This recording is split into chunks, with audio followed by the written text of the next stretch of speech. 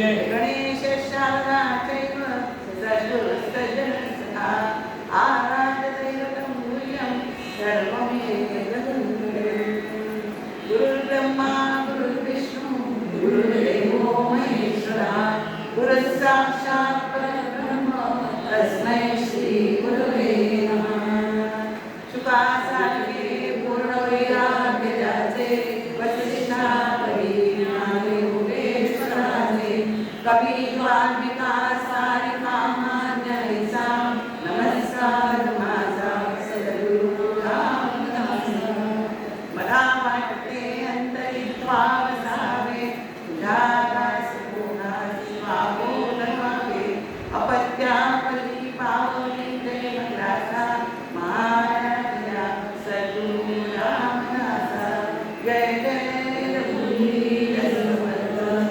राजाधिराज प्रभुरामजी महाराज की जय सद्गुरु श्री समर्थ रामदास स्वामी महाराज की जय सद्गुरु श्री ब्रह्मचैतन्य स्वामी महाराज की जय सब संतों की जय जय जय रघुवीर समर्थ आवाज बरोबर आहे?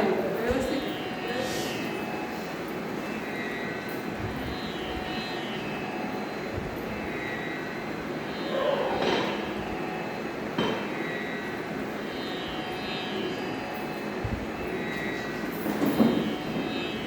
दर्शक एक समास एक हा ग्रंथारंभ दर्शनाचा समास होता.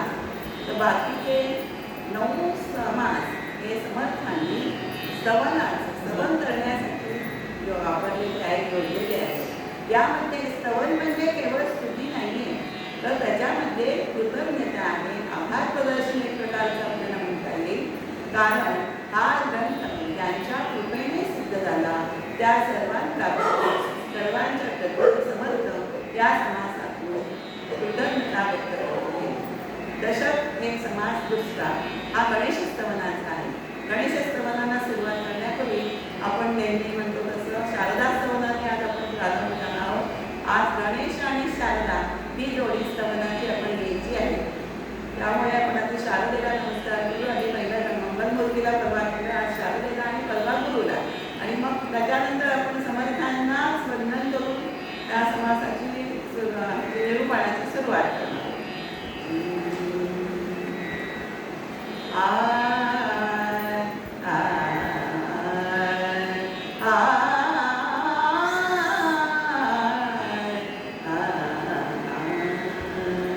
यात स्तवनात शारदेचं जे कार्य आहे ते उद्धृत झालेलं आहे. नमन तुला शारदा माता, नमन तुला शारदा माता, कृपाशीष लावण्या देवी ते माता, नमन तुला शारदा माता, परापश्यन्ती मध्यमा वैखरी, चार अवस्था तुझ्या असती वागेश्वरी, विचार प्रगटे म्हणून धन्यती वैखरी, विचार प्रगटे म्हणून धन्यती वैखरी, ज्ञान होई तेने अखिल जगता, नमन तुला शारदा माता, संताधिकांचे विचारधन प्रगट होई त्यांच्या ग्रंथामधून, अज्ञान सर्वथा जाई निरसून, ग्रंथ पठणाची आसना गोचिता, नमन तुला शारदा माता, बागेश्वरी माते तुझं त्रिवार वंदन, बागेश्वरी माते तुझं त्रिवार वंदन, बागेश्वरी माते तुझं त्रिवार वंदन, वरणी गुण परमात्म्याचे नित्य करते गुणगान,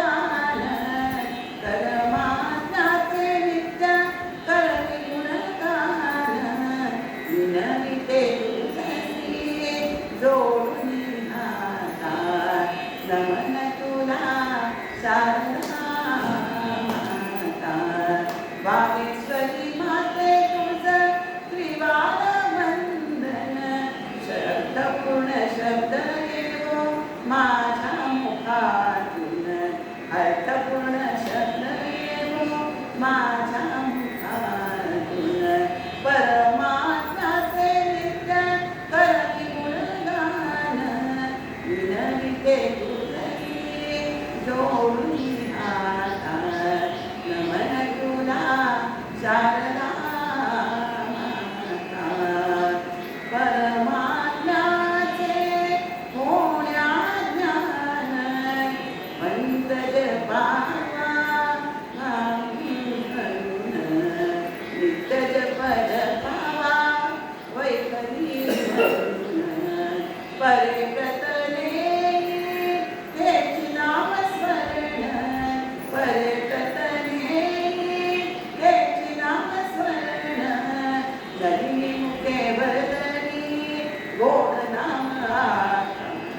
नलिनी मुखे वरदनी गोड नाम आता. नमन तुला शारदा माता.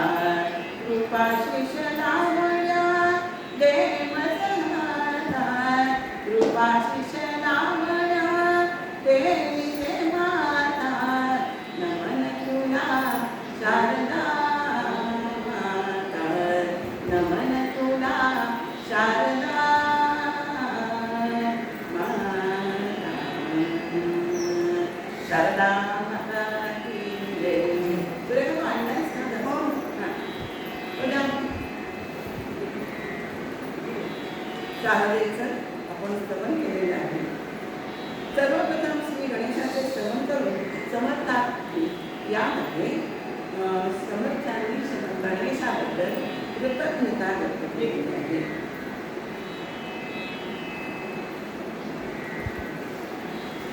कृतज्ञता व्यक्त केली आहे गणेशाबद्दल. गणेश म्हणजे या संपूर्ण विश्वामध्ये भरून राहिलेली लाणी शुद्ध जाणीव तुला गणेश असं म्हणतात. गणेशाच्या आशीर्वादाशिवाय एकही गोष्ट साध्य होत नाही. गणेशाच्या आशीर्वादाशिवाय ग्रंथरचना होणं ही सर्वस्वी असंभव आहे. तुला जरा कसा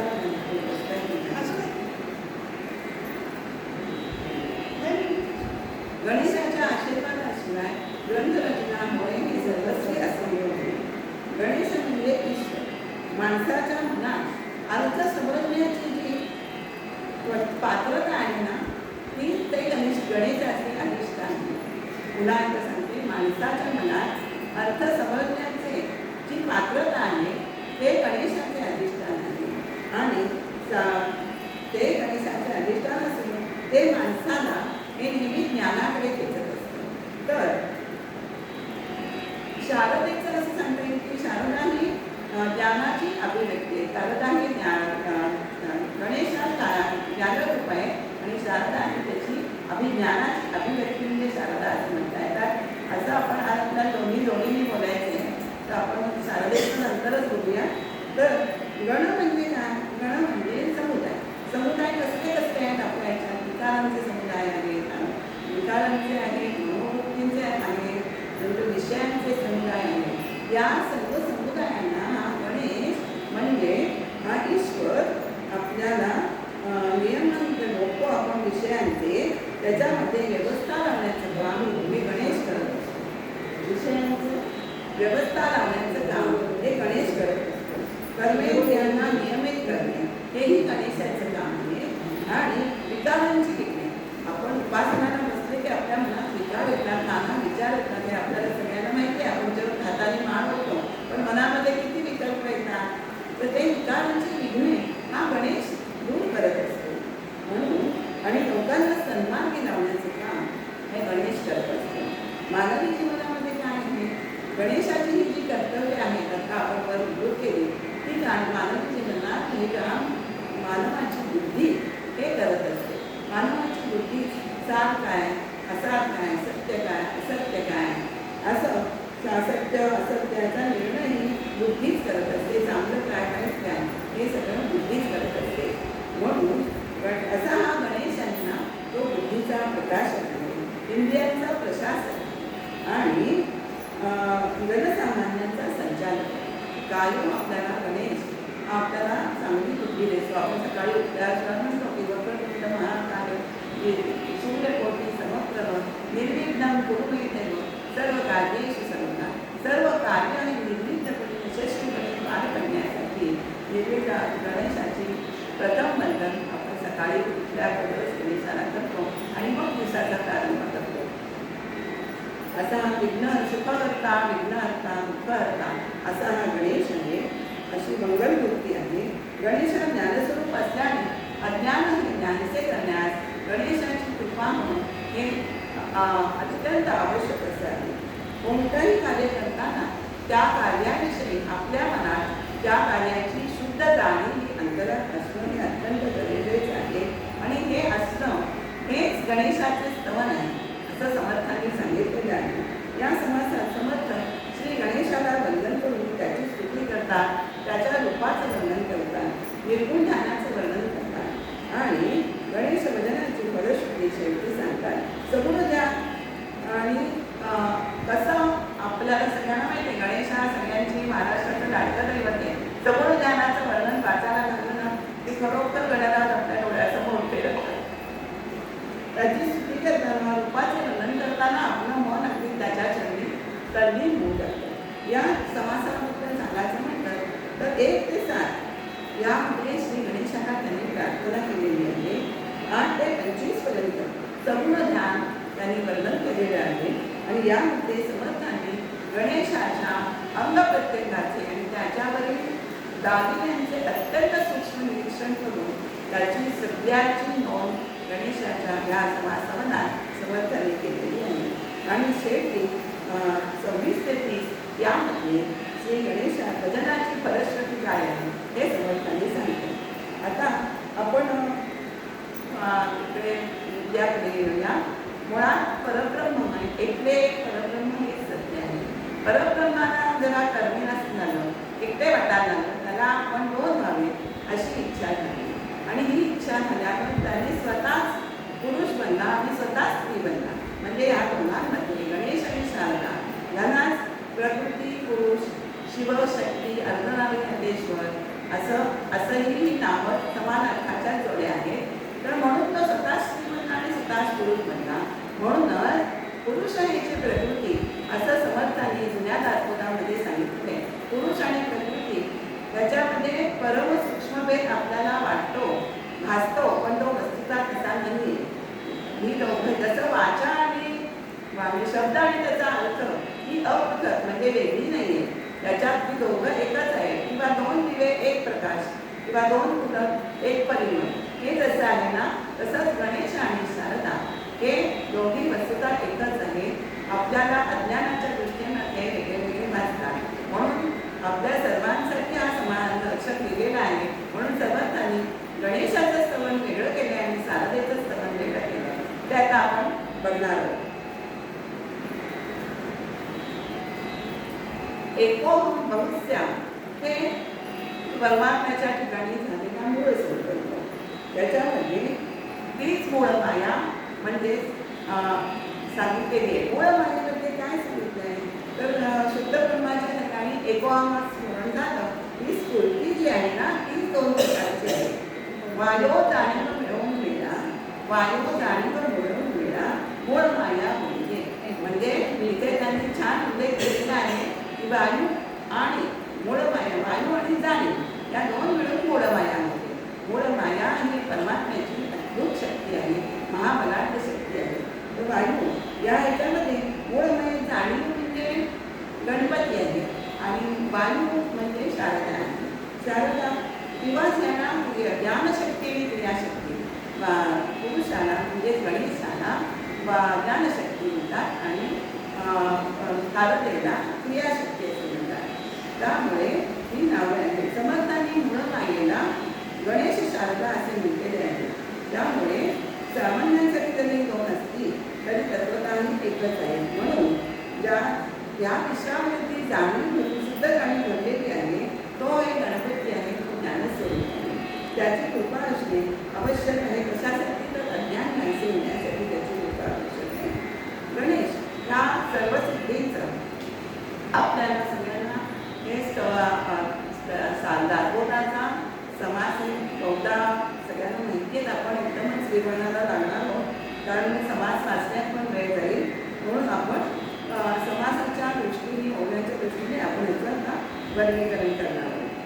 ओम नमोजी गणनायका सर्व सिद्धी फलदायका अज्ञान भ्रांती छेदका हृदयका. हा गणेश कसा आहे? ओंकार स्वरूप रूप गणेशाचे नाव सगळ्यांना आपल्याला अभंग तुकारामांचं माहितीच आहे.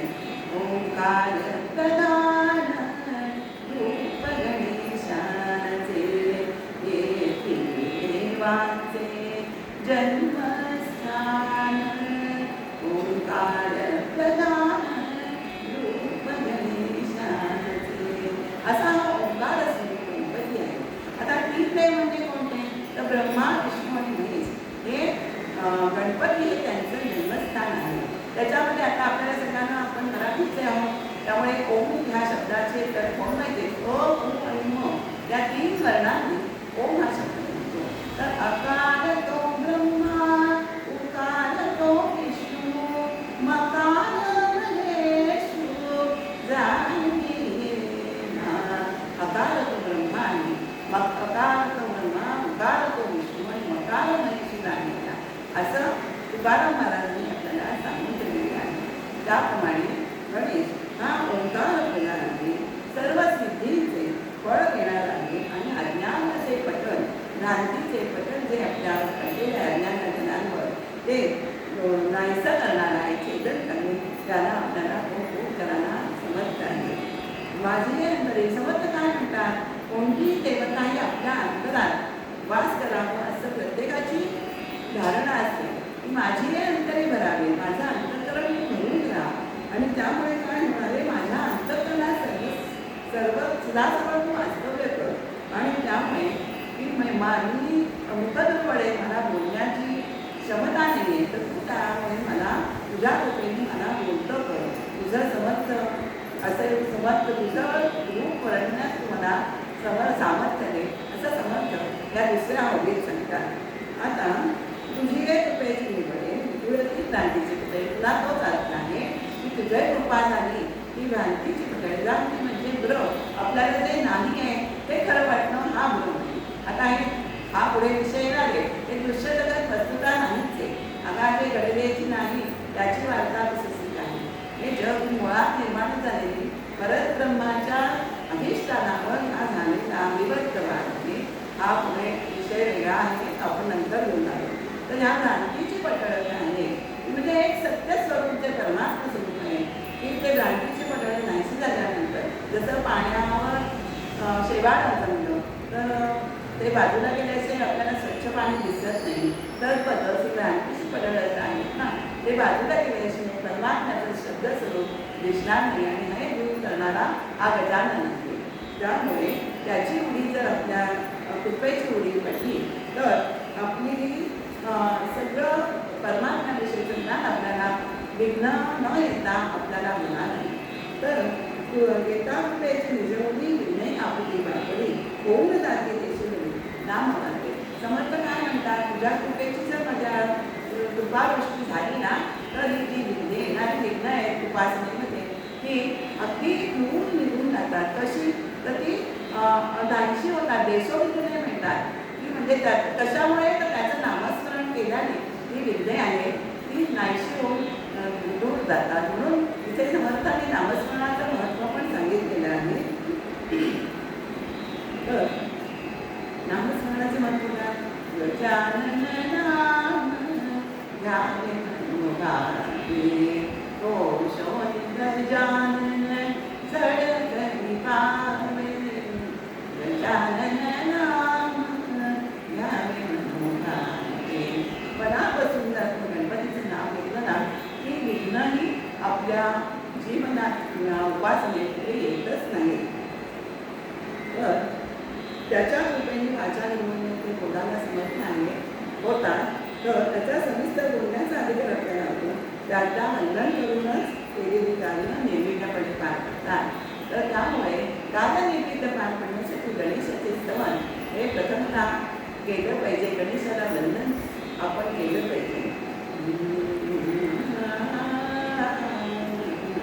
गणेशाचं रूप असं आहे, त्याचे गुण आणि गुणधर्म असं आहे की सामान्यातल्या सामान्य माणसाला सुद्धा की त्याचं गुणवर्णन आपल्या काव्यातून व्हावं करावं अशी खूप इच्छा असते. आणि सरस्वतीच्या कृपेने गणेशाला गाणं स्वरूप आहे आणि त्याच्या कृपेने मी माझ्याकडनं जी त्या गाणीमध्ये मध्ये म्हणते की त्याच्या कृपेचंच हे फळ आहे बरं का.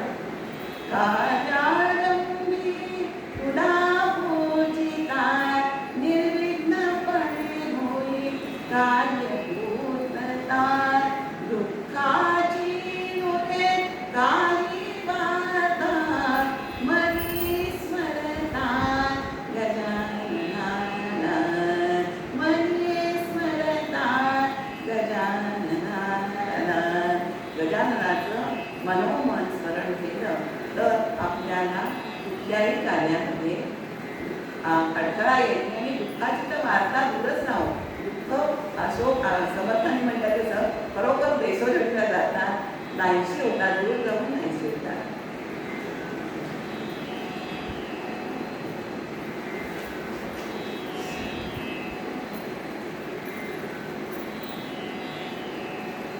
श्री समर्थांनी गणेश हा अशा रूपात आहे हेही आपल्याला सांगितलं आहे.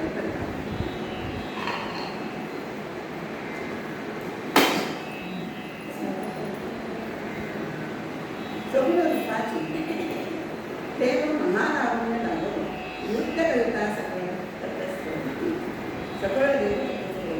गणेश हा नृत्य करणार आणि आपल्याला माहिती आहे गणराज नाचतो नाचतो पाणी घालूया कधी नाद स्वरी पोचतो गणराज नाचतो नाचतो. नर्तन ही कला आहे ना ती आत्मनिवेदनाची आत्मकेंद्रित आहे.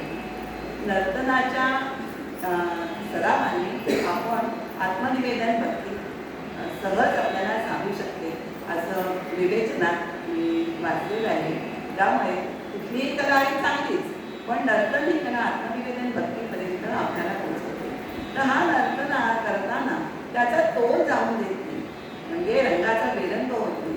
म्हणजे टोन सांभाळण्याचं हे नर्तकाचं हे वैशिष्ट्य आहे आणि ते गणपतीकडनंच नर्तकाला मिळालेलं आहे. तर त्यामुळे ईश्वर सभेलाही रंग चढलेला आहे असं समर्थांनी आपल्याला इथे सांगितलेलं आहे. हा गणपती कसा आहे की सर्व काळ मधोन्मत्त सदा आनंदे डोलतो. त्याचे तो मधोन्मत्त म्हणजे काय तर गंडस्तक मधमस्तक धुंदे शिशुराज आपण म्हणतो की ब्रह्मानंदात तो सदा डोलत असतो. त्यामुळे तो आत्मानंद त्याच्या अंतरात उसळत असतो. त्यामुळे तो प्रसन्न वदन कायम आपल्याला दिसतो असं आपल्याला समर्थ या ओळीतलं सांगत आहे. त्याचं रूप कसं आहे भव्य रूप वितळणं म्हणजे गजमुख त्याला लावले नाही. आपल्याला सगळ्यांना ती गजाननाची कथा माहिती. पार्वतीला आज्ञेवरून तो शंकराला सुद्धा आठवण घेतली आणि त्याचं योगाचं विक्रम गणपती